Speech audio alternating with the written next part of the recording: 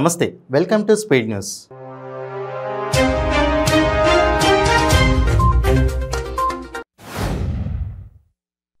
తిరుపతి జిల్లా భాకరపేటలో auto driver Siddayya ప్రాణాలకు తెగించి 8 మంది ఎర్రచందనం స్మగ్లర్లను పట్టించారు. ఆటోలో ఎక్కిన తమిళ స్మగ్లర్లను గుర్తించిన డ్రైవర్ నేరుగా పోలీస్ స్టేషన్ వద్దకు తీసుకెళ్లారు. స్టేషన్ బోర్డు చూసిన వారు ఆటోలో నుంచి దూకి పరారయ్యేందుకు ప్రయత్నించారు. ఇది గమనించిన పోలీసులు వెంబడించి 8 మందిని అరెస్ట్ చేశారు. జేపీ నడ్డా చేసిన వ్యాఖ్యలపై సిపిఐ నారాయణ స్పందించారు. మేక్ ఇన్ ఇండియా విషయంలో జేపీ నడ్డా పచ్చి అబద్ధాలు చెప్పారని విమర్శించారు. దేవుడి పేరు చెప్పుకొని రాజకీయాలు చేసే కాషాయం పార్టీ వెంకన్న సాక్షిగా పచ్చి అబద్ధాలు ఎలా మాట్లాడతారని దుయ్యబట్టారు. మోడీ ప్రభుత్వం తీసుకొచ్చిన మేక్ ఇన్ ఇండియా ఓ ఫ్లాప్ షో అని, ఇంకా దాన్నే పట్టుకొని ఊగులాడుతున్నారని దుయ్యబట్టారు. రాష్ట్ర చరిత్రలో ఏ ప్రభుత్వం పెంచని విధంగా విద్యుత్ ఛార్జీలు పెంచి ప్రజలపై భారం మోపడంలో వైకాపా రికార్డు సృష్టించిందని అన్నమయ్య జిల్లా మదనపల్లె టీడీపీ ఇన్ఛార్జ్ మాజీ ఎమ్మెల్యే దొమ్మలపాటి రమేష్ ఎద్దేవా చేశారు. మదనపల్లె టీడీపీ కార్యాలయంలో పట్టణ స్థాయి కార్యకర్తల సమావేశం నిర్వహించారు. ఈ కార్యక్రమంలో నాయకులు, కార్యకర్తలు పాల్గొన్నారు.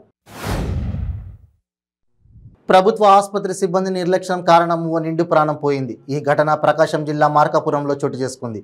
ప్రభుత్వ వైద్యశాలలో 2 గంటల పాటు కరెంటు సరఫరా నిలిపివేయడంతో అక్కడ చికిత్స పొందుతున్న ఆస్తమా రోగి శేషమ్మ మృతి చెందింది.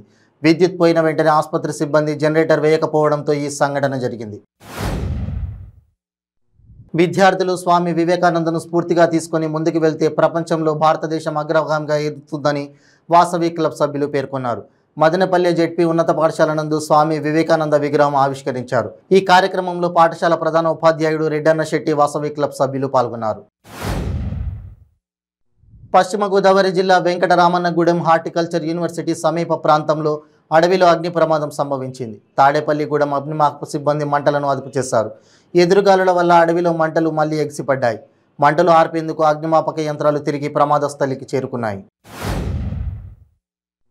తిరుమల శ్రీవారిని నైవేద్య విరామ సమయంలో సినీ నటి ఐశ్వర్యలక్ష్మి దర్శించుకున్నారు. అనంతరం రంగనాయక మండపంలో ఆలయ అధికారులు తీర్థ ప్రసాదాలు అందజేశారు. మీడియాతో మాట్లాడుతూ వెంకటేశ్వర స్వామి వారిని దర్శించుకోవడం చాలా సంతోషంగా ఉందన్నారు. త్వరలో కింగ్ ఆఫ్ కొత్త సినిమా విడుదలకు సిద్ధంగా ఉందని తెలియజేశారు. సుస్థిర పర్యావరణం కోసమే ఓ ప్రత్యేక ప్రాజెక్టు చేపట్టామని, అందుకోసమే ఈ ఆటోల వ్యవస్థను ఏర్పాటు చేసినట్లు వైద్య ఆరోగ్య శాఖ మంత్రి, విశాఖ జిల్లా ఇన్ఛార్జి మంత్రి విడదల రజని స్పష్టం చేశారు. కాలుష్య నియంత్రణకు విశాఖ నగరంలోని ఆర్కే బీచ్ రోడ్లో ఈ ఆటోల్ని ప్రారంభించారు. విశాఖ చెన్నై ఇండస్ట్రియల్ కారిడార్ అభివృద్ధి కింద డెవలప్మెంట్ బ్యాంకు నిధులతో ఈ ప్రాజెక్టు వచ్చిందన్నారు. తెలంగాణ రాష్ట్ర ఆవిర్భావ దశాబ్ది ఉత్సవాల సందర్భంగా హైదరాబాద్ నెక్లెస్ రోడ్డులో తెలంగాణ రన్ నిర్వహించారు. ముఖ్య అతిథులుగా హాజరైన రాష్ట్ర మంత్రులు తలసాని శ్రీనివాస్ యాదవ్, మహమూద్ అలీ, శ్రీనివాస్ గౌడ్, నగర మేయర్ గద్వాల్ విజయలక్ష్మి, ఎమ్మెల్యే దానం నాగేందర్, రాష్ట్ర ప్రభుత్వ ప్రధాన కార్యదర్శి శాంతికుమారి, డీజీపీ అంజనీ కుమార్ జెండా ఊపి ప్రారంభించారు. కాంగ్రెస్ పార్టీలో చేరాలని మాజీ మంత్రి జూపల్లి కృష్ణారావు ఆహ్వానించామని భువనగిరి ఎంపీ కోమటిరెడ్డి వెంకటరెడ్డి చెప్పారు. మాజీ మంత్రి జూపల్లి కృష్ణారావు భువనగిరి ఎంపీ కోమటిరెడ్డి వెంకటరెడ్డితో హైదరాబాద్లో భేటీ అయ్యారు. ఈ భేటీ ముగిసిన తర్వాత కోమటిరెడ్డి వెంకటరెడ్డి మీడియాతో మాట్లాడారు. పార్టీని వీడిన వారంతా తిరిగి పార్టీలో చేరాలని ఆహ్వానించామన్నారు. జూపల్లి కృష్ణారావు ఏ నిర్ణయం తీసుకుంటారో తెలియదన్నారు. తూర్పుగోదావరి జిల్లాలో ఘోర రోడ్డు ప్రమాదం జరిగింది. నల్లజర్ల మండలం అనంతపల్లి సమీపంలో లారీని కారు ఢీకొట్టింది.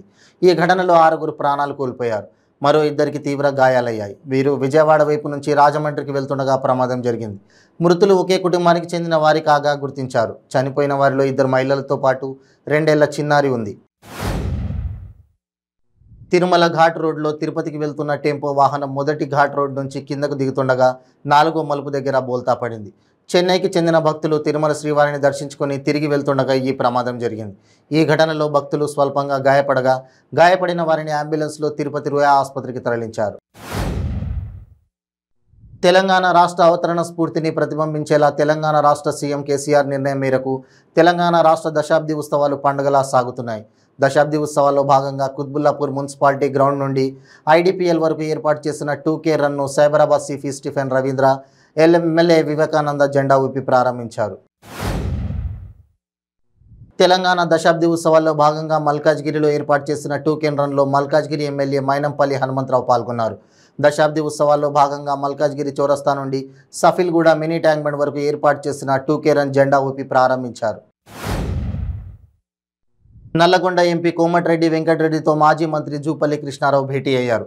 పార్టీలో చేరికపై మీడియా ప్రశ్నించడంతో పాత మిత్రుడిని కలిసేందుకు వచ్చానని జూపల్లి కృష్ణారావు అన్నారు. కోమటిరెడ్డి వెంకటరెడ్డి తన పాత మిత్రుడని మాజీ మంత్రి జూపల్లి కృష్ణారావు తెలిపారు. నెల్లూరు నగరంలో ప్రముఖ కాంట్రాక్టర్ ఊరిబిండి ప్రభాకర్ రెడ్డి ఆఫీసులో పుట్టినరోజు సందర్భంగా జిల్లా నలుమూలల నుండి భారీగా తరలివచ్చిన అభిమానులతో ఆఫీసులో పండుగ వాతావరణం నెలకొంది. ఈ సందర్భంగా ఆయనను అభిమానించే ప్రజలు, అభిమానులు భారీగా తరలివచ్చి పుష్పగుచ్చాలు, స్వీట్స్ అందించి తమ అభిమానాన్ని చాటుకున్నారు.